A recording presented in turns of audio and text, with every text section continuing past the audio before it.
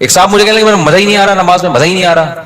میں نے کہا اچھا تم مجھے بتاؤ تمہارا باس تمہیں کوئی کام کہتا ہے کہ یہ چیک جا کے نا بینک سے کیش کرا کے لے آ، آپ کہتے ہو یار مزہ ہی نہیں آ رہا، بھائی ویڈیو نہیں بنائے لکھا ہوا ہے نا، آپ کہتے ہو یار مزہ ہی نہیں آ رہا.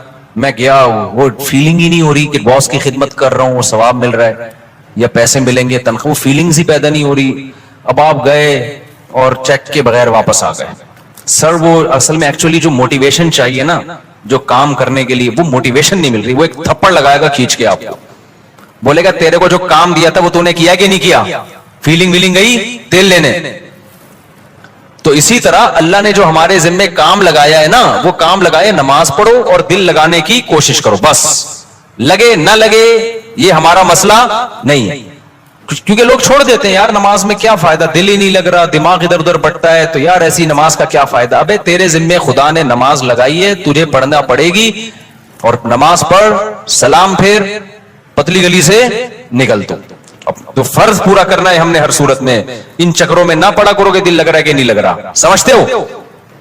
تو اللہ نے فرمایا جو خشوع پیدا کرتے ہیں وہ لوگ جو ہم عن اللغو معرضون، دوسری صفت ایمان والوں کی لغویات سے بچتے ہیں، فضول کاموں سے بولو بچتے ہیں. فضول کام اسے کہتے ہیں جس کا نہ دنیا میں کوئی فائدہ ہو اور نہ آخرت میں کوئی فائدہ.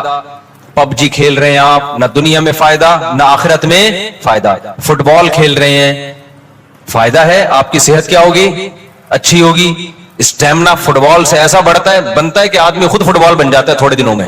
ادھر جا رہا ہے ادھر جا رہا ہے ادھر جا رہا ہے، ایسے ہو جاتا ہے، بشرطے کے کپڑے پورے پہنے ہوئے ہوں، 2-3 اسٹیکر نہ چپکائے ہوئے ہوں باڈی پہ، ٹھیک ہے نا، پراپر ڈریس میں. فٹ بال ایک ایسی چیز ہے آخرت کا ہو، اگر نیت اچھی ہوگی تو آخرت کا بھی فائدہ ہوگا کہ میں صحت بنا رہا ہوں تاکہ میں اللہ کی عبادت کر سکوں، لوگوں کے کام آ سکوں، تو آخرت کو بھی فائدہ. نیت نہیں ہے تو کم از کم دنیا کو تو فائدہ ہوگا نا، آپ کی دنیا سنورے گی. اب یہ جو رمضان میں راتوں کو لڑکے کرکٹ کھیل رہے ہیں، میرا ایک بیان بڑا چل رہا ہے، اس سے لڑکوں کو بڑی موٹیویشن ملی ہے کہ اور کھیلو رات میں.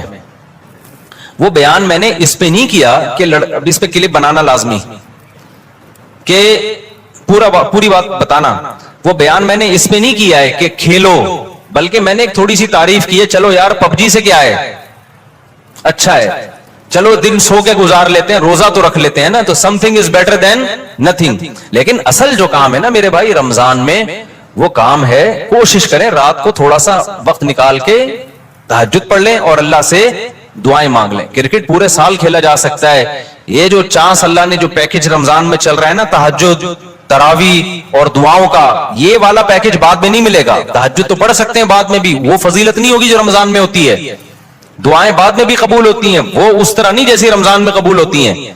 تو اس لیے جو نوجوان لڑکے ساری رات کرکٹ کھیل رہے ہیں، بھائی کھیل لیں لیکن تھوڑا سا ٹائم اللہ کے لیے بھی بولو نکال لیں. دوسری بات یہ کہ کوئی بھی کھیل اس طرح سے کھیلنا کہ اہل محلہ کو تکلیف ہو، تکلیف دینا تو کسی صورت میں جائز نہیں. بعض اہل محلہ کی طرف سے شکایتیں آئی ہیں، کراچی میں دور دور سے لوگوں کے میسج آئے کہ آپ نے کرکٹ کھیلنے کے اور فضائل رمضان میں بیان کر دیے، ہمارا ناک میں دم کر کے رکھا ہوئے لڑکوں نے، ہمیں سونے نہیں دیتے، ہم جب سوتے ہیں تو وہ چیخو پکار کی آواز، ہماری نیند غائب. تو میں نے کہا یہ تو پولیس کنٹرول کرے گی، بھائی تھانے میں رپورٹ کرو، اس کا میرے بیان سے کوئی تعلق. میں نے تو ایک جرنلی ایک نارملی بات بیان کی ہے، یہ تو مینجمنٹ کا کام ہوتا ہے نا.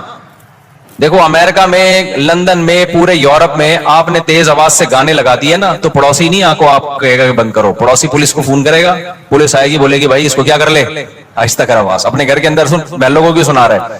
تو ہمارے یہاں مینجمنٹ ہی نہیں ہے. جب مینجمنٹ ہی نہیں ہے تو پھر جو کرے تو پھر مجھے کہہ رہے ہیں کہ میں بند کراؤں.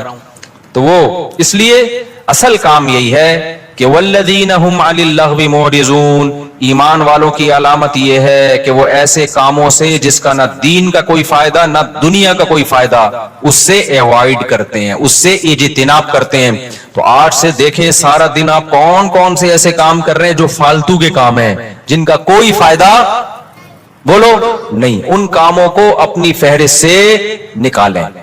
سمجھتے ہو کہ نہیں سمجھتے؟ والذین هم للزکاۃ فاعلون، زکات دیتے ہیں. والذین هم لفروجهم حافظون، اپنی شرمگاہوں کی حفاظت کرتے ہیں. الا علی ازواجہم، سوائے اپنی بیویوں کے. یہ بار بار میں مضمون بیان کرتا ہوں، اہل جنت کی علامت کیا ہے کہ بیوی کے علاوہ اس کے پاس کوئی راستہ نہیں ہے، نہ ہینڈ پریکٹس کا راستہ ہے. اللہ ڈاکٹر ذاکر نائک کو دنیا اور آخرت کی بھلائیاں دے، ہمارے لیے قابل احترام ہے. لیکن انہوں نے جو اینڈ پریکٹس والا مسئلہ بیان کیا وہ بالکل غلط ہے. اسلام کہتے ہیں مسائل مفتیان کرام کا کام ہے.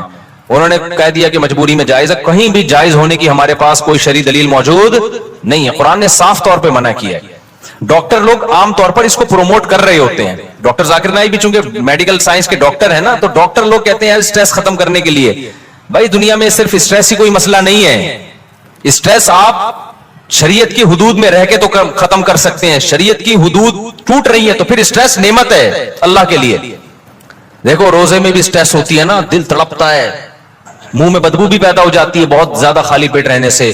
لیکن نبی نے کیا فرمایا, وَلَا خَلُوفُ فَمِ الصَّائِمِ أَحَبُّ إِلَى اللَّهِ مِنَ الْمِسْكِ. اللہ کو بدبو سے کتنی نفرت ہے, لیکن روزے دار کی منہ کی بدبو اللہ کو مشک و عنبر سے زیادہ محبوب ہے. اللہ کو میلا کچیلا رہنا پسند ہے یا صاف ستھرا؟ بتاؤ. میڈیکل سائنس بھی کہتی ہے بھائی نیٹ کلین ہونا چاہیے بندہ. اللہ میاں بھی یہ کہتے ہیں تبھی مسواک کا حکم دیا, نہانے کا حکم دیا, خوشبو کا حکم دیا, صاف کپڑے پہنے, پاک کپڑوں. لیکن جب آپ حج کرنے جاتے ہیں تو اللہ کو میلا کچیلا حاجی زیادہ پسند ہے. اب ڈاکٹر تو وہاں بھی کہے گا یار یہ میل کچیلا ایکچولی جرمز ایکچولی. بھائی اللہ کے لیے اب میلا کچیلا کیا ہے؟ پراگندہ بال, لمبا سفر, لمبا احرام. تبھی تو حج قران سب سے افضل ہے. ایک ہی احرام میں حج بھی کرو اور اسی احرام میں عمرہ بھی کرو تاکہ احرام لمبا ہو جائے. کیونکہ جتنا احرام لمبا ہوگا خوشبو نہیں لگا سکتے آپ, بال نہیں کاٹ سکتے, کنگھا نہیں کر سکتے. تو دیکھو لو جو لمبے حج کرتے ہیں نا, احرام یہیں سے باندھ کے جاتے ہیں, تھوڑے دنوں میں ایسا لگ رہا ہوتا ہے مریخ سے آئے ہوئے ہیں, یہ کہیں پتہ نہیں کہاں سے آئے بندہ. تو اللہ کو یہی پسند ہے, حاجی ایسے ہی پسند ہے. نہانے کی اجازت ہے حج میں, صابن نہیں لگاؤ, خوشبو نہیں لگا سکتے. تو بس اللہ کا ایک نظام ہے. نارمل روٹین سے اللہ نے حاجی کو کیا کر دیا, ہٹا دیا اللہ تعالیٰ نے. اسلام میں بال رکھنے کا حکم ہے کیونکہ حدیث میں آتا ہے اللہ جمیل ہے, جمال کو پسند کرتا ہے. تو بالوں میں کیا ہے, جمال. یہی وجہ ہمارے نبی بال رکھتے تھے, بڑے بال تھے آپ صلی اللہ علیہ وسلم کے. لیکن حج میں کیا ہے, بولو, بال کٹا دو. اچھا مجھے لوگ کہہ رہے ہیں آپ کے کیوں ہیں, اب تو عمرہ کیا آپ نے. ایک صاحب کہنے لگے اس میں تو 6 عمرے اور ہو سکتے ہیں, اتنے بڑے بال ہیں.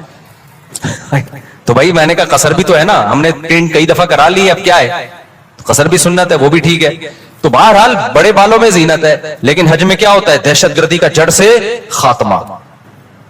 تو بس وہ اللہ کا حکم ہے کہ یار میرے حکم کو فالو کرتے ہو کہ نہیں کرتے. تو اسی طرح آپ کو جتنی مرضی ٹینشن ہو, اس ٹینشن کو ختم کرنے کے لیے ہینڈ پریکٹس کی آپ کو اجازت بولو نہیں ہے. اس کا ختم کرنے کا ایک ہی طریقہ ہے, نکاح کر لو جا کے. مجبور ہو کے کرو گے, کسی کا بھلا تو ہو جائے گا نا, کسی کی بچی کا, کسی عورت کو ٹھکانا تو مل جائے گا نا.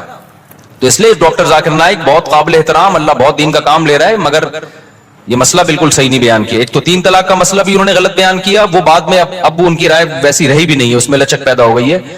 تو لوگوں نے بہت دفعہ ایسا کیا, 3 طلاقیں دے کے جی ڈاکٹر ذاکر نائک کا کلپ آیا تو بیویوں کو رکھ لیا. میں نے بار بار بتایا یہ حرام ہے, 3 طلاق قرآن نے بیان کیا, حدیث نے بیان کیا, صحابہ کا اجماع ہے.